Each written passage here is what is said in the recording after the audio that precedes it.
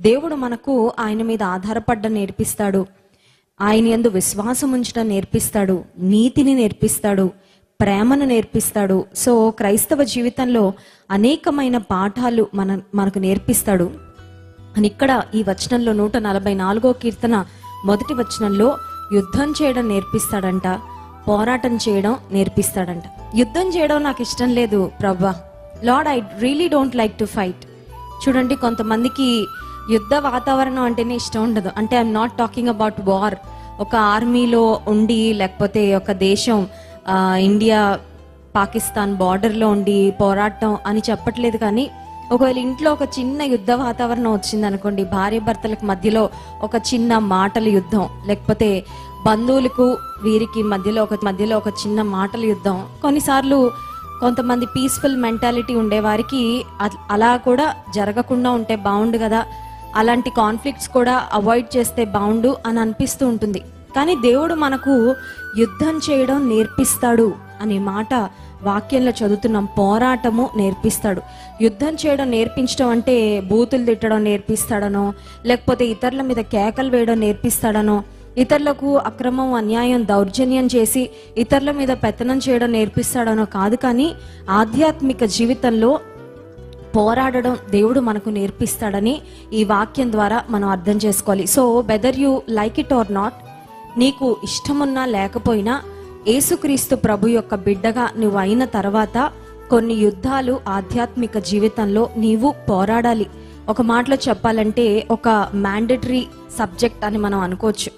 చూడండి, సిఏ చదివే వాళ్ళకి తెలుస్తుంది, వాళ్ళకి ఎన్ని సబ్జెక్ట్స్ ఉంటాయో వాటిలో ఒక్క సబ్జెక్ట్ ఫెయిల్ అయినా నెక్స్ట్ ఇయర్ మళ్ళీ మిగతా అన్ని సబ్జెక్ట్స్ వాళ్ళు రాయాల్సి ఉంటుంది. సో విశ్వాస జీవితంలో కొన్నిసార్లు కొన్ని మనం అవాయిడ్ చేసేద్దాం అనుకుంటాం, కొన్ని తప్పించేసుకుంటే బాగుండులే, కొన్ని సబ్ట్రాక్ట్ చేసేస్తే బాగుండు, కొన్ని స్కిప్ చేస్తే బాగుండు అని అనుకుంటాం. కానీ ఆధ్యాత్మిక జీవితంలో పోరాటం అనేది it is compulsory, it is mandatory. నువ్వు పోరాడాలి. దేంతో పోరాడాలంటే లోకంతో మనం పోరాడాలి, సాతానుతో మనం పోరాడాలి. కొన్నిసార్లు మన ప్రధాన శత్రువు ఎవరో కాదు, మనకి మనమే ప్రధాన శత్రువులు. అంటే ఆత్మకు శరీరము, శరీరం ఆత్మకు వ్యతిరేకంగా పనిచేస్తూ ఉంటాయి. కొన్నిసార్లు ఆత్మ అంటుంది మోకరించు, ప్రార్థన చేయి, దేవుని సన్నిధిలో విజ్ఞాపన చేయి, నిన్ను నీవు నలగొట్టుకొని. శరీరం అంటుంది ఇప్పుడు అంత ప్రార్థన అవసరమా, కాసేపు పడుకోలే, రిలాక్స్ అవ్వలే, ప్రార్థన సంగతి తర్వాత చూసుకోవచ్చని శరీరం అంటూ ఉంటుంది. కొన్నిసార్లు ఆత్మ అంటుంది నిన్ను నీవు తగ్గించుకో, పర్వాలేదు, ఒకవేళ ఇతరులు నిన్ను నిందించినా మౌనంగా ఉండు, సహించని. కానీ శరీరం అంటూ ఉంటుంది నువ్వెందుకు ఊరుకోవాలి, నీలో తప్పు లేదు కదా, నువ్వు కూడా వాదించు, నువ్వు కూడా తిట్టు, నువ్వు కూడా నీ పాయింట్ ప్రూవ్ చేసుకోవడానికి ప్రయత్నం చేయని. So there is always a war happening within us. మన లోపల కూడా ఒక రకమైన యుద్ధం జరుగుతూ ఉంటుంది. నువ్వు ఆత్మలో బలంగా ఉన్నప్పుడు నీ ఆత్మ మరి గెలుస్తూ ఉంటాడు. ఒకవేళ నువ్వు ఆత్మలో బలహీనంగా ఉన్నప్పుడు, స్పిరిచువల్గా ఎప్పుడైతే వీక్గా ఉంటావో, శరీర ఇచ్చలు లేకపోతే శరీరం ఏం చెప్తుందో, నీ మనసు ఏం చెప్తుందో దాన్ని బట్టి ముందుకు వెళ్ళిపోతూ ఉంటాం. సో దేవుడు మన చేతులకు యుద్ధము, మన వేళ్లకు పోరాటము నేర్పించేవాడు. సో నేర్చుకోవడం ఇష్టం ఉన్నా లేకపోయినా ఆధ్యాత్మిక జీవితంలో యుద్ధం చేయాలి అని నేర్చుకున్నాం. సో యుద్ధం చేయడం నాకు ఇష్టం లేదండి, బట్ దేవుడు చేయడం నేర్పిస్తాను అంటున్నాడు కాబట్టి ఓకే అని నువ్వు అన్నట్లయితే, యుద్ధం చేయడం నాకు అసలు రాదండి, నాకు ఇష్టం లేదు యుద్ధం చేయడం, దట్స్ ఫైన్, బట్ నువ్వు యుద్ధం చేయాలి. ఓకే, ఇప్పుడు బ్యాటిల్ ఫీల్డ్లోకి వచ్చావు, యుద్ధ రంగంలోకి వచ్చావు, or at least you have realize that you are in the battlefield. యుద్ధ రంగంలో ఉన్నావు అని గ్రహించుకున్న తర్వాత నాకు యుద్ధం చేయడం రాదండి, యుద్ధం చేయడం రాకుండా యుద్ధ రంగంలో తీసుకెళ్ళి నిలబెడితే ఏమవుతుంది? ఎనిమీ ఖచ్చితంగా టార్గెట్ చేస్తాడు. ఎనిమీ టార్గెట్లో ఫస్ట్ అటాక్ మన మీద జరగగానే కొలాప్స్ అయిపోతాం అని అనుకోవచ్చు. కానీ దేవుని వాక్యం సెలవిస్తుంది ఆధ్యాత్మిక జీవితంలో యుద్ధం చేయాలి, పోరాడాలి.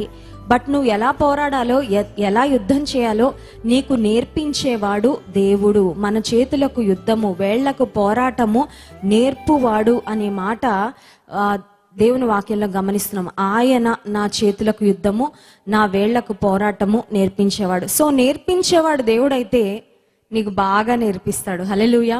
ఎలా ఫెయిల్ అవ్వాలో నేర్పించరు, ఎలా పాస్ అవ్వాలో నేర్పిస్తారు. నీకు ఎలా అర్థమవుతుందో, నీకు అర్థమయ్యే విధానంలో దేవుడు నేర్పిస్తాడు. విశ్వాసులంగా మనందరం ఒకటి గుర్తుపెట్టుకోవాలి, అదేంటంటే దేవుని పాఠశాలలో, దేవుని స్కూల్లో మనం students, we are students in God school. ఎప్పటి వరకు అండి? నేను 40 సంవత్సరాలు వచ్చే వరకు దేవుని దగ్గర నేర్చుకుంటే సరిపోతుందా? లేకపోతే విశ్వాస జీవితంలో ఒక 30 సంవత్సరాల ట్రైనింగ్ సరిపోద్దా? ఒక 10 years ట్రైనింగ్ సరిపోద్దా? అంటే లైఫ్ టైం, జీవితకాలం అంతా మనం ఒక స్టూడెంట్ లాగా దేవుని పాఠశాలలో ఆయన నేర్పించే పాఠాలు నేర్చుకుంటూ ఉండాలి. కొన్నిసార్లు నేర్చుకున్న పాఠాలు మర్చిపోతే వీ హ్యావ్ టు రీలర్న్. నేర్చుకున్నవే మళ్ళీ నేర్పిస్తూ ఉంటాడు దేవుడు. కొన్నిసార్లు నేర్చుకున్న మర్చిపోతాం, కొన్నిసార్లు నేర్చుకున్న పాటించాం. And then we make mistakes, we trip, we fall.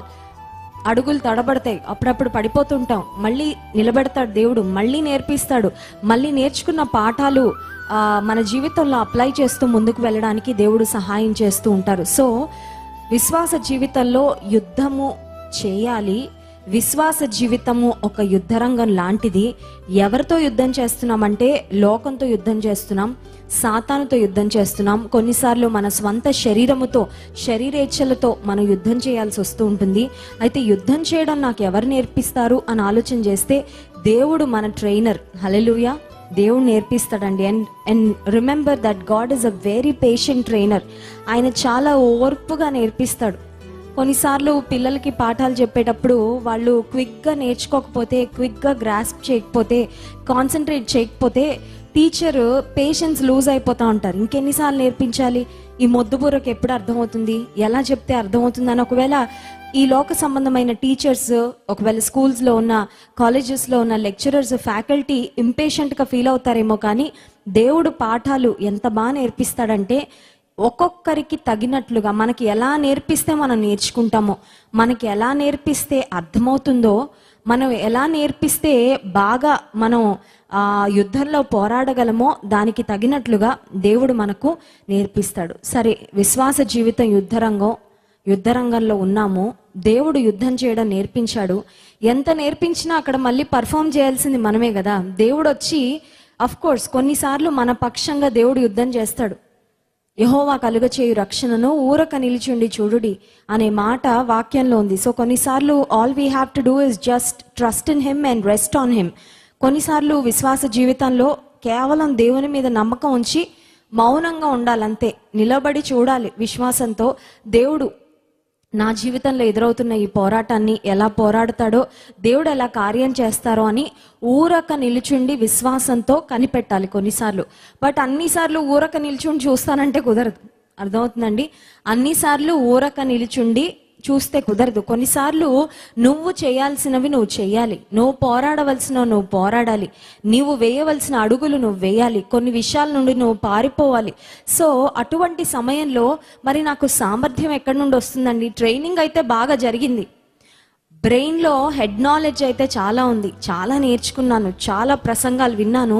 But జీవితంలో ఒక పరిస్థితి వచ్చేసరికి, ఒక క్రైసిస్ వచ్చేసరికి, ఒక డిఫికల్ట్ టైం వచ్చేసరికి, ఒక టఫ్ సిచ్యువేషన్ ఫేస్ చేయాల్సిన పరిస్థితి వచ్చేసరికి నేను చేయగలనో లేనో, నేను హ్యాండిల్ చేయగలనో లేదో, నాకు శక్తి సరిపోతుందో లేదో, నేను సమయానుకూలంగా అడుగులు వేయగలనో లేదో అని భయం వేస్తుందండి నాకు అని ఒకవేళ అనుమానం మీకు వస్తున్నట్లయితే దానికి కూడా 2 కొరింథీ పత్రిక 3వ అధ్యాయము 5వ వచనంలో ఒక చక్కని వాగ్దానం ఉంది చూడండి. 2 Corinthians chapter 3 verse 5. 2 కొరింథీ పత్రిక 3వ అధ్యాయము 5వ వచనం, మా వలన ఏదైనా అయినట్లుగా ఆలోచించుటకు మా అంతట మేమే సమర్థులమని కాదు, మా సామర్థ్యము దేవుని వలననే కలిగి ఉన్నది. Not that we are competent in ourselves but ఆ కాంపిటెన్స్ కమ్స్ ఫ్రమ్ గాడ్. మా సామర్థ్యము దేవుని వలననే కలిగి ఉన్నది అనే మాట. ఎంత నేర్చుకున్నా, యుద్ధ రంగంలో ఎంత హెడ్ నాలెడ్జ్ ఉన్నా, ఎన్ని ప్రసంగాలు విన్నా, ఒక శోధన వచ్చినప్పుడు ఆ శోధనను జయించడానికి నువ్వు ఒక నిర్ణయం తీసుకోవాలి. ఆ నిర్ణయం తీసుకోవడానికి నాకు ఎవరు సహాయం చేస్తారండి? నాకు సామర్థ్యం ఎక్కడి నుండి వస్తుంది? ఒక క్లిష్ట పరిస్థితిని ఎదుర్కొంటున్నాను, ఒక గడ్డు సమస్యను ఎదుర్కొంటున్నాను, ఈ సమస్యను ఎదుర్కోవడానికి నాకు శక్తి లేదు, నాకు బలం లేదు, మానసికంగా నాకు అంత ధైర్యం లేదు అన్న స్థితిలో మీరు ఉన్నట్లయితే దేవుని వాక్యం సెలవిస్తుంది, మనకు సామర్థ్యము కలుగచేసేవాడు దేవుడే. He makes us competent enough. To handle the circumstances. మన జీవితంలో మనం ఎదుర్కొనే పరిస్థితులను సమర్థవంతంగా మరి ఎదిరించడానికి, సమర్థవంతంగా మన బాధ్యతలు నిర్వహించడానికి, మన జీవితంలో మనకు ఎదురయ్యే పోరాటాలను సమర్థవంతంగా పోరాడడానికి మనకు సామర్థ్యమును దేవుడు కలుగచేస్తాడు అనే మాట మనం గుర్తించాలి. రాత్రికాల సమయంలో ఇఫ్ యు ఆర్ ఫీలింగ్ ఇన్యాడిక్వెట్, పెద్ద జాబ్ ఇచ్చాడండి దేవుడు, ప్రైజ్ గాడ్. అందరికీ సాక్ష్యం చెప్పేసుకున్నాను, బంధువులందరికీ ఫోన్ చేసి చెప్పాను, దేవుని చాలా స్తుతించాను. ఇప్పుడు వర్క్ ప్లేస్కి వెళ్ళగానే నాకేం అర్థం అవ్వట్లేదండి, నేనేం చేయాలో అర్థం అవ్వట్లేదు, నా వర్క్ నేను సరిగ్గా కంప్లీట్ చేయగలనా లేనా అనే అనుమానం వస్తుంది. దేవుడు అయితే ఒక పెద్ద పొజిషన్లో పెట్టేశాడు, కానీ ఆ పొజిషన్కి నిజంగా నేను న్యాయం చేయగలనా లేదా, నేను మంచిగా పర్ఫామ్ చేయగలనా లేదా, నా బాస్ యొక్క మెప్పు తెచ్చుకోగలనా లేదా, నాకు అప్పగించిన పని నేను కంప్లీట్ చేయగలనా లేదా అని అనిపిస్తుంటే, నీకు ఒకవేళ సామర్థ్యం సరిపోకపోతే దేవుని వైపు చూడు, నీకు సామర్థ్యాన్ని అనుగ్రహించేవాడు దేవుడు. ఒక తల్లిగా నేను ఉన్నానండి, నా బాధ్యతలు నేను అన్ని బ్యాలెన్స్ చేసుకోలేకపోతున్నాను. అటు మరి ఇంటిని చక్కబెట్టుకోవాలి, బిడ్డలను చక్కబెట్టాలి, భర్త విషయం చూసుకోవాలి, అత్తమామలను చూసుకోవాలి, నాకున్న ఉద్యోగం ఉంది. సో ఇవన్నిటిని నేను ఎలా హ్యాండిల్ చేయాలి, నాకు సామర్థ్యం సరిపోవడం లేదు అన్న స్థితిలో మీరు ఉన్నట్లయితే దేవుని అడగండి. That is a perfect circumstance to look to God and ask him for his competence. నాకు సామర్థ్యము నువ్వు ఇవ్వయ్యా, నాకైతే సామర్థ్యము లేదు, నాకైతే జ్ఞానం లేదు, నాకైతే తెలివి లేదు, నేనైతే ఎలా చేసుకోవాలో నేను చేతగాని వాడను, నువ్వు నాకు సహాయం చేయి అని దేవుని మీద ఆధారపడగలిగితే సామర్థ్యాన్ని దేవుడు అనుగ్రహిస్తాడు. ఈ రాత్రికాల సమయంలో ఒకవేళ నీ జీవితంలో ఎదుర్కొంటున్న battle, it may be a very tough battle, it may be concerning your health. ఉద్యోగంలో బ్యాటిల్స్ అన్ని నేను బాగానే పోరాడేశానండి, పర్వాలేదు, ఏదో ఒక విధంగా నేను హ్యాండిల్ చేశాను, గట్టెక్కేశాను. కానీ ఇప్పుడు ఆరోగ్య సంబంధంగా ఒక పెద్ద బ్యాటిల్ నేను ఎదుర్కొంటున్నాను. నేను ఈ బ్యాటిల్ను హ్యాండిల్ చేయగలనా అనిపిస్తుంది. నా ఆరోగ్యం, నా ఇమ్యూనిటీ సరిపోతుందా అనిపిస్తుంది. అండ్ ఆరోగ్యం గురించి కాబట్టి ఇట్స్ అబౌట్ లైఫ్ కదండి. ఉద్యోగం అంటే పోనీ డబ్బులు ఇవాళ లేకపోతే రేపు మళ్ళీ సంపాదించుకోవచ్చు, ఈ ఉద్యోగం పోతే ఇంకొక ఉద్యోగం వస్తుందని అనుకోవచ్చు. బట్ ఆరోగ్య విషయానికి వచ్చేసరికి వెంటనే మనకు వచ్చే ఒక ఆలోచన ఏంటంటే, నా ప్రాణానికి సంబంధించిన విషయం, నా జీవితానికి సంబంధించిన విషయం, నాకు శక్తి సరిపోతుందా, నేను ఈ ఆరోగ్య పరిస్థితిని అధిగమించగలనా, ఈ కోవిడ్ను నేను జయించగలనా అని నువ్వు ఆలోచిస్తున్నట్లయితే దేవుడు నీ చేతులకు, నీ వేళ్లకు యుద్ధం చేయడం, పోరాటం చేయడం నేర్పిస్తాడు. కరోనా వైరస్కు ఒక రింగ్ టోన్ పెట్టారు కదండి గవర్నమెంట్ వాళ్ళు. ఎవరికి ఫోన్ చేయాలన్నా ఈరోజు దేశం మొత్తం కరోనా వైరస్తో పోరాడుతుందని నిజమే. కరోనా వైరస్తో నువ్వు పోరాడుతుంటే నీలో ఉన్నవాడు లోకములో ఉన్నవాని కంటే గొప్పవాడు. హల్లెలూయా. నీలో ఉన్న దేవుడు నీకు శక్తిని, ఆరోగ్యముని ఇస్తానని వాగ్దానం చేసిన దేవుడు. నీకు రోగాలు రానినన్నాడు, ఒకవేళ వచ్చినా నిన్ను స్వస్థపరుస్తానన్నాడు.